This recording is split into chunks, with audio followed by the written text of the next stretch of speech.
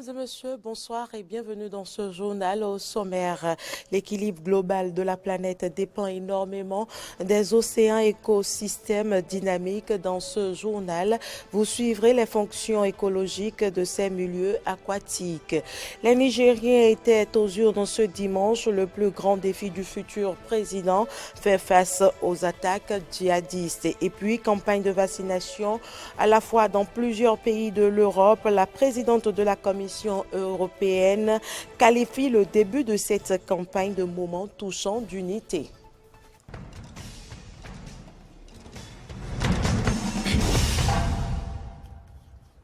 Merci pour l'attention. À l'approche des fêtes de fin d'année, un tour dans certains marchés de Cotonou et le constat est unanime.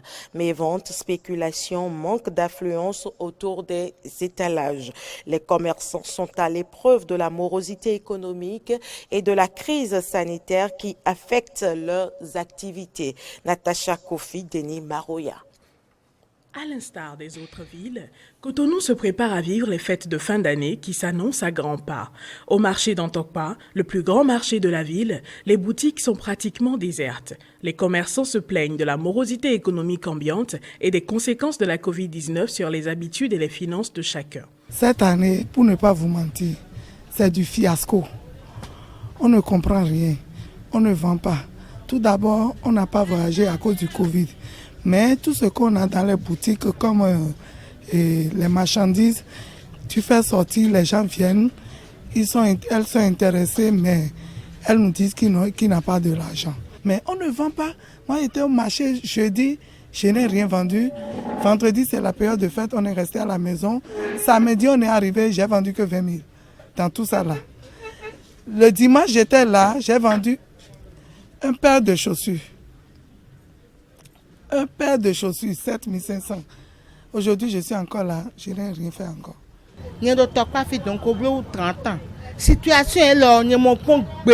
Ça fait plus de 30 ans que je suis dans ce marché. Je n'ai jamais vu pareille situation. Nos plus gros clients viennent d'autres pays. Quand on les appelle, ils disent qu'il y a trop de frais à payer à l'aéroport en raison du Covid-19.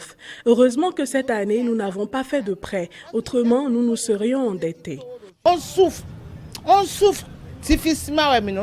Étalage toujours garni, clients encore rares, vendeuses inquiètes, c'est le constat fait au niveau de plusieurs stands de vente d'articles de fête au marché d'Antokpa ce jour.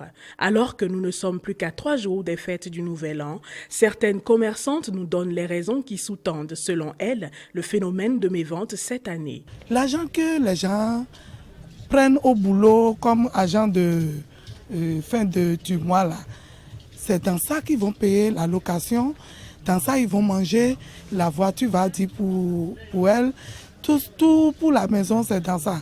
Quand il y a période de fête, les gens nous disent on a pris de l'argent, on n'a pas pris prime, il n'y a pas prime. Pour notre président, il n'a qu'à faire tout possible pour leur donner au moins des mis salaires là-dessus quoi. Là ils vont fêter et faire un peu pour les enfants, pour eux-mêmes. Les gens ont peur de se rendre au marché à cause de la Covid-19. On ne vend pas. Cette année 2020 aura été plus délicate que les précédentes. Tous espèrent que l'année à venir soit meilleure et verra prospérer leurs différentes activités. La situation des droits humains au Bénin était au cœur d'un panel de discussion ce samedi à l'université d'Abomey-Calavi. Des jeunes défenseurs des droits de l'homme ont mené des réflexions sur la question au Bénin.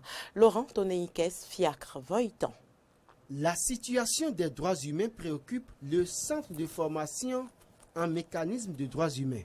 À cet effet, un panel de discussion a été organisé ce samedi 26 décembre 2020 à l'université d'Abomey-Calavi. Il s'agissait essentiellement de faire le point de la situation des droits humains au Bénin et avoir le regard des jeunes défenseurs. Le but visé par ce panel-là, c'était de faire la discussion sur la situation des droits humains au Bénin, recenser les avancées et voir les reculs. Mais au travers des discussions, au travers du panel, parce que le panel a eu 2 phases. Nous avons eu la discussion des panélistes qui ont eu à exposer au travers des modérateurs qui leur posaient des questions. Et aussi, l'autre aspect de ce panel-là, c'est de permettre aux participants de pouvoir poser des questions, pouvoir soumettre leurs inquiétudes. Donc après ce panel-là, nous sommes satisfaits Le centre est satisfait de l'organisation de ce panel-là parce que les participants ont pu répondre, les participants ont pu poser des questions pour pouvoir comprendre. Les trois panélistes, Miguel Hueto, Angelo Adelacon et Glory Syriac Hossou, ont donc abordé la question des droits humains à tous les niveaux au Bénin face à la vingtaine de participants constitués d'étudiants et d'autres jeunes défenseurs des droits humains au Bénin. Miguel Hueto, au nom des panélistes, revient sur les sujets abordés. Nous avons salué évidemment les efforts qui sont faits. Nous avons salué les démarches, l'engagement de plus en plus observable au niveau de la jeunesse. Mais nous avons déploré les reculs graves que le Bénin connaît sur la question ou sur le chantier du respect des droits de l'homme. En témoignent justement les arrestations et l'enfermement qu'on a pu connaître de certains journalistes. Je veux nommer Ignace Ossou et autres. Nous avons noté donc qu'il y a des efforts, mais qu'il y a un net recul sur plusieurs points. Et nous avons appelé justement les gouvernants à prendre conscience du fait qu'ils sont là parce que nous avons voulu qu'ils soient là. Ils sont là parce que nous les avons embauchés, parce que nous leur avons donné du travail et nous les rémunérons. Et qu'en conséquence, ils et elles doivent pouvoir tout donner pour que les droits humains se portent au mieux. Était également abordée la situation des personnes vivant avec un handicap au Bénin, notamment les enfants autistes qui n'ont pas d'école spécialisée à ce jour dans notre pays. Ce panel de discussion est organisé dans le cadre du 2e anniversaire du Centre de formation en mécanisme de droits humains. D'autres séances sont prévues pour l'année 2021. Environnement, les océans, écosystèmes dynamiques contribuent à l'équilibre global de la planète. Ces milieux aquatiques de grande importance offrent plusieurs services à l'homme et à la nature grâce à ses fonctions. Quelles sont alors ces fonctions écologiques et aussi les pressions sur ces ressources naturelles? Corneille Aïdissé nous en parle dans ce reportage. Nous sommes sur la plage de Fijrosé à Cotonou. La façade maritime qui donne une grande vue sur l'océan Atlantique. Cette vaste étendue d'eau qui communique avec d'autres milieux marins forme l'écosystème océanique et occupe plus de 70% de la surface du globe. Les océans en milieu dynamique jouent un rôle important pour l'homme et la nature. C'est avec l'océan que nous arrivons à bien respirer même sur Terre. Parce que l'océan emmagasine une grande quantité de carbone qui est dégagé. Donc, avec cette quantité de carbone, l'océan arrive à alléger l'atmosphère de ce gaz à effet de serre qui creuse la couche d'ozone. L'océan est un gisement thermique qui emmagasine beaucoup la chaleur. Et cette chaleur qui est sur la Terre, que l'océan emmagasine, ça joue un rôle, ça fait un cycle au fait. Quand ça emmagasine, après ça s'échappe pour aller dans l'atmosphère, l'eau, et puis la pluie tombe. Donc si nous n'avons pas les océans, aujourd'hui la vie sur Terre serait très très difficile. En dehors de ces fonctions relatives à la détermination du climat et de la température, les océans offrent plusieurs services à l'homme grâce à une richesse en biodiversité. Selon le Dr Zachary Sow, directeur de l'Institut des recherches halieutiques et océanographiques du Bénin, 95% des ressources d'origine animale qui donnent de la protéine à l'homme proviennent des océans. Malgré ces nombreux services écosystémiques, les océans sont exposés à d'énormes pressions anthropiques et naturelles. On peut citer entre autres la pollution, la mauvaise exploitation des ressources marines, l'occupation anarchique des plages et le réchauffement climatique. Tous les citoyens, où que nous sommes, faisons toujours attention aux déchets que nous jetons, où que nous sommes, même au nord. Faisons attention aux déchets parce que tout se retrouve dans la mer. Aujourd'hui, au jour d'aujourd'hui, la majorité de ceux qui ramassent les ordures, c'est dans les bas-fonds qu'ils vont jeter. Et tout se retrouve dans la mer. L'équilibre est menacé parce que aujourd'hui, il y a un phénomène qui s'observe, par exemple, le phénomène de upwelling, c'est-à-dire la remontée d'eau froide. Cette remontée d'eau froide, sur nos côtes, sur les côtes béninoises, ça tourne autour de 24 degrés. Avant, c'était autour de 22, 23, mais maintenant c'est autour de 24 degrés. Donc ça veut dire qu'on sent déjà un réchauffement. Et ce réchauffement peut affecter les ressources parce qu'il y a des ressources qui ne peuvent pas vivre, par exemple, en deçà, et qui sont des ressources qui vivent chez nous.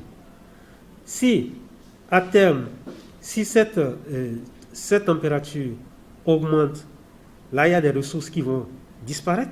Nous avons alors plusieurs raisons pour protéger les océans pour une vue durable sur Terre, car les océans nous offrent de beaux paysages à travers les plages. Protégeons alors ces ressources naturelles pour le bien de l'homme et de la nature. La compétition de génie en herbe et d'écriture organisée dans le cadre du Festival de la culture et des arts au profit des apprenants du département du Mono ont connu leur épilogue en fin de semaine écoulée. C'était dans la maison du peuple de Lokossa en présence de Jonas Bocci. Sir G. Adrien Degbe de Saint contre le lycée de jeunes filles de Lokossa, telle est l'affiche finale de la compétition de génie en herbe organisée par la direction départementale du tourisme, de la culture et des arts du Monokoufo à l'intention des apprenants du département.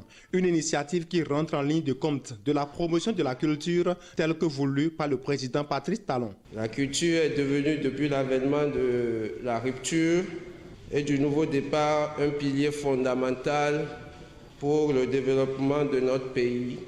C'est pourquoi, depuis 5 ans, une attention particulière lui est accordée. Roch Nyasunu Akpa, directeur départemental du tourisme, de la culture et des arts du Monokoufo, a, avec la collaboration des professeurs de français, voulu faire de ces congés de fin d'année des moments d'éducation culturelle dans la distraction afin de mouler ses apprenants dans la culture de leur terroir. Au niveau du département du Mono, nous avons inscrit au PTA 2020 l'organisation du Festival des Arts décliné en 2 volets. L'organisation du concours d'écriture et l'organisation du concours de génie en herbe. C'est le lieu de témoigner notre gratitude à l'égard des autorités communales, l'association des professeurs de français également, qui nous ont accompagnés sans ménager aucun effort. Les différentes activités de ce festival ont été assez instructives et les apprenants en remercient les organisateurs. Je les remercie énormément parce qu'il y a des choses que je ne savais pas. Comment est-ce que j'aurais pu savoir que Jimon Ouzo avait traîné dans la rue? Mais grâce au génie en herbe, j'ai pu savoir ça. C'est non seulement pour la culture, mais ça aide également aux classes. Même si on est scientifique, on a besoin du français pour pouvoir évoluer. Les filles du lycée de jeunes filles de Lokossa ont remporté la coupe de génie en herbe face aux garçons du CG Adrien Degbe de Saint. Nous ne sommes pas déçus, on ne s'attendait pas à ça et on s'est préparé pour quand même valoriser notre collège. Là aussi, arriver à la 2e place, c'est déjà bien. Peut-être les prochaines fois, nous pourrons gagner. Je suis d'abord très fière de mes coéquipières et de moi-même. On a vraiment abattu un grand travail. On n'était pas trop spécialistes dans les questions Bénin, mais dès la phase de sélection qu'on a appris que c'était le Bénin, on a tout fait et vraiment, je les remercie beaucoup. La phase finale de ce festival a dévoilé les lauréats du concours d'écriture qui ont également reçu leur prix. Actualité en dehors du Bénin, jour de vote ce dimanche au Niger, élection inédite puisqu'il s'agit de la première transition démocratique entre 2 présidents élus. Après 2 mandats, Mahamadou Issifou ne se représente pas, son bras droit apparaît comme le grand favori du scrutin. Le futur président aura un grand défi, faire face aux attaques djihadistes. Dans les bureaux de vote de Niamey, les électeurs masqués se sont succédés toute la journée dans le calme. Pour cette élection présidentielle, couplée aux législatives, ils étaient plus de 7 millions d'électeurs appelés à se rendre aux urnes. En lice, 30 candidats dont un grand favori, Mohamed Bazoum, ancien ministre de l'Intérieur et bras droit du président sortant. Candidat du parti au pouvoir, il a appelé ses militants à voter en masse pour lui. C'est pour la première fois depuis que je participe à des élections que dans les coins les plus reculés comme ma circonscription de Tasker et ailleurs, les bureaux de vote aient pu être mis en place la veille plutôt qu'aujourd'hui même. Mes militants, je leur demanderai de sortir nombreux, comme ils l'ont fait le 13, encore plus nombreux pour assurer notre victoire. En cas de victoire, Mohamed Bazoum succéderait à Mahamadou Issoufou qui a décidé de respecter la Constitution et de ne pas se représenter après ses 2 mandats. Cette élection présidentielle se déroule dans un pays où les coups d'État ont été nombreux depuis son indépendance en 1960. Dans ce contexte, les Nigériens attendent beaucoup de leur futur président. Maintenant, on aimerait quand même avoir plus de, je sais pas moi, d'entrain et de paix, de stabilité surtout. Et que les Nigériens se mettent au travail. Nous prions Dieu pour qu'il nous choisisse le président qui a le plus pitié pour le peuple. Un président qui ne va pas trahir le pays et qui ne trahira pas la confiance du peuple. C'est notre souhait. Que Dieu puisse aider à faire le bonheur des pauvres, des paysans, des éleveurs. Durant sa campagne, Mohamed Bazoum a notamment promis de développer la sécurité et l'éducation. Mais pour le prochain président nigérien, il s'agira surtout de renforcer la lutte contre les groupes djihadistes. Ce mois-ci, 2 attaques ont coûté la vie à des dizaines de Nigériens dans l'ouest et dans l'est du pays où sévit notamment Boko Haram. Les premières estimations des élections nigériennes sont attendues ce lundi. Les résultats définitifs pourraient quant à eux être connus mercredi ou jeudi prochain.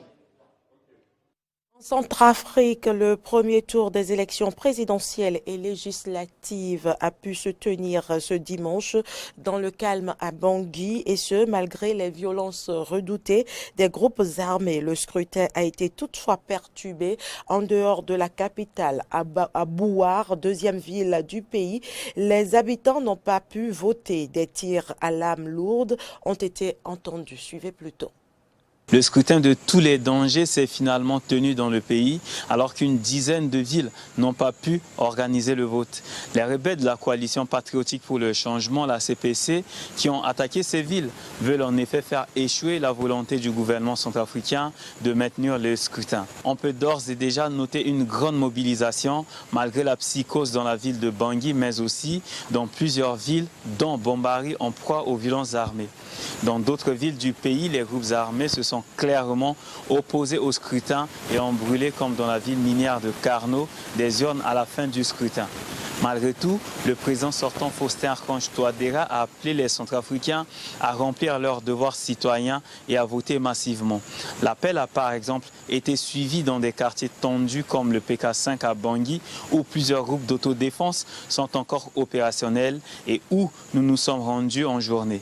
La mobilisation y a été particulièrement importante. Les observateurs électoraux internationaux mais aussi nationaux ont par ailleurs noté que le scrutin s'est tenu dans des situations déjà imaginées, mais dans un calme relatif à Bangui. L'ancien président François Bozizé a pourtant appelé dans un message audio diffusé sur les réseaux sociaux à un boycott du scrutin. Comme la France, la plupart des pays européens ont lancé leur vaccination ce week-end. Bruxelles a mis en place une campagne coordonnée. La présidente de la Commission européenne qualifie le début de cette campagne de moment touchant d'unité. Les précisions, c'est dans ce reportage. Une Europe, pour une fois unie et coordonnée. Quelques jours après le feu vert de l'Agence européenne des médicaments au vaccin Pfizer-BioNTech, c'est une grande partie des États membres qui ont entamé simultanément leur campagne de vaccination ce week-end. En Italie, pays le plus touché d'Europe avec 71 000 décès, la première dose du vaccin a été injectée peu avant 8 heures sur une infirmière, Claudia Livernini. Il a été douloureux d'assister aux défaites que ce virus a causées, mais aujourd'hui, on est conscient que c'est un jour important et décisif. La science et la médecine sont les seuls moyens, avec le sens civique de chacun, qui nous permettront de sortir gagnants de cette dure bataille. Je le dis du fond du cœur, vaccinons-nous. Une heure plus tard, c'est une femme de 96 ans qui était la première personne vaccinée d'Espagne dans une maison de retraite du centre du pays. L'Allemagne, la Hongrie et la Slovaquie avaient déjà ouvert la voie la veille, en commençant leur campagne de vaccination avec un jour d'avance sur le lancement officiel européen. Certains dirigeants ont même donné l'exemple ce dimanche. Le ministre de la Santé bulgare a reçu la première dose dans son pays. En Grèce, c'est le Premier ministre qui s'est vu inoculer le vaccin. Aujourd'hui est un grand jour pour la science, mais aussi pour l'Union européenne. qui a réussi à fournir le vaccin le même jour à tous les pays européens, appliquant ainsi le message de solidarité européenne. Un message de solidarité et d'union. Les premières doses du vaccin Pfizer-BioNTech avaient été livrées simultanément samedi à l'ensemble des États de l'Union européenne. Les pays membres ont négocié ensemble les approvisionnements auprès des fournisseurs, avec une répartition en fonction de la population. L'ensemble des États européens ont aussi posé des options afin de disposer de suffisamment de vaccins pour vacciner la totalité de leur population en 2021. Cette campagne européenne coordonnée a été saluée par de nombreux dirigeants européens, dont Emmanuel Macron, et bien sûr par ses représentants. Nous sommes bien préparés. Nous avons élaboré une stratégie européenne commune de vaccination. Cela montre une fois de plus qu'il est préférable d'apprendre à 27 ensemble plutôt que de faire cavalier seul. Une unité qui n'a pas toujours été au rendez-vous. L'accord autour du plan de relance européen avait mis plusieurs semaines avant de voir le jour. Dans un premier temps, en Europe comme ailleurs, les différentes campagnes de vaccination porteront sur de faibles effectifs de personnes âgées et fragiles. Le nombre de lots disponibles dans le monde reste pour le moment réduit. Israël est en reconfinement depuis ce dimanche. De nouvelles mesures ont été mises en place pour ralentir la progression du virus. Un reconfinement qui intervient en pleine campagne de vaccination. Un reconfinement difficile à digérer. Depuis ce dimanche, Israël a débuté un 3e confinement pour 2 semaines minimum, avec de nouvelles restrictions à la clé. Parmi elles, l'interdiction de se déplacer à plus d'1 kilomètre de son domicile, la fermeture des frontières aux ressortissants étrangers ou encore l'obligation pour la plupart des commerces de garder porte close. Coup de tonnerre donc pour les commerçants israéliens qui commençaient tout juste à sortir la tête de l'eau. J'ai une famille à nourrir. Comment est-ce que je peux le faire s'ils mettent constamment en place des confinements? Comment est-ce que je vais gagner ma vie? Le cœur est brisé, mon cœur est brisé. Le gouvernement nous maltraite. Il y a du bon et du mauvais dans tout cela. C'est une bonne chose car il faut contenir la pandémie. Il est impossible de laisser les gens tomber malades et certainement pas de les laisser mourir. Par ailleurs, les entreprises et les personnes sont en train de s'effondrer. Ils n'ont plus d'argent pour vivre. Il sera très difficile de s'en remettre. Un reconfinement mis en place en pleine campagne de vaccination. Ce samedi, le Premier ministre israélien Benjamin Netanyahou a présenté le calendrier de vaccination qui doit débuter cette semaine. Le chef du gouvernement israélien s'est ainsi donné 1 mois pour vacciner près d'1 quart de la population d'Israël. Selon lui, cette opération est sans précédent dans le monde. Au cours du week-end, j'ai dit aux dirigeants des compagnies qui nous fournissent les vaccins que notre but était de vacciner 150 000 personnes par jour à partir du début de la semaine prochaine. Ce serait un record mondial. Dès que ce sera réalisé, nous pourrons, au bout de 30 jours, sortir du coronavirus et rouvrir l'économie. Déjà fragilisé politiquement avec la dissolution du Parlement la semaine dernière, Israël accuse le coup face au virus. Ces derniers jours, le pays recensait plus de 3000 nouveaux cas de contamination quotidiens. Sur ce sujet, le gouvernement a été clair. Le confinement pourrait être prolongé d'1 mois si ces chiffres ne repassent pas sous la barre des 1000 cas journaliers. Après des jours de résistance, Donald Trump a finalement ratifié ce dimanche le plan de relance économique pour les États-Unis. Il comporte de nombreuses mesures pour la population, comme des prêts garantis aux entreprises et l'interdiction des expulsions de personnes qui ne peuvent pas payer leur loyer, ou encore la levée de fonds pour distribuer les vaccins contre la COVID-19. Face à la pression parlementaire, Donald Trump ratifie finalement le plan de relance. Jusqu'au bout, il aura menacé d'opposer son veto à ce plan d'aide qui prévoit 900 milliards de dollars, destiné à aider des millions d'Américains durement impactés par la crise du Covid-19. Après des mois de pandémie, l'économie américaine est en souffrance. Le locataire de la Maison-Blanche énumère les différents secteurs qui ont besoin d'aide. Je ratifie cette législation pour restaurer les allocations chômage, arrêter les expulsions locatives, apporter de l'assistance aux bailleurs, ajouter des fonds supplémentaires au programme de prêts aux entreprises, permettre aux employés de l'aérien de retourner au travail et donner des fonds substantiels en plus pour la distribution des vaccins. Après de longs mois de négociations, ce plan du Congrès est le résultat d'un accord entre démocrates et républicains. Donald Trump souhaitait jusque-là le modifier en triplant le montant du chèque prévu par Américain, le faisant passer de 600 à 1800 $. Un souhait qui n'a pas pu se concrétiser. En conséquence, les allocations chômage, dans un premier temps suspendues pour 12 millions d'Américains précaires, vont pouvoir être versées. Du côté de Washington, la satisfaction est quasi unanime. Je salue la décision du président de faire passer des milliards de dollars de secours cruciaux contre le Covid-19 entre les mains des familles américaines.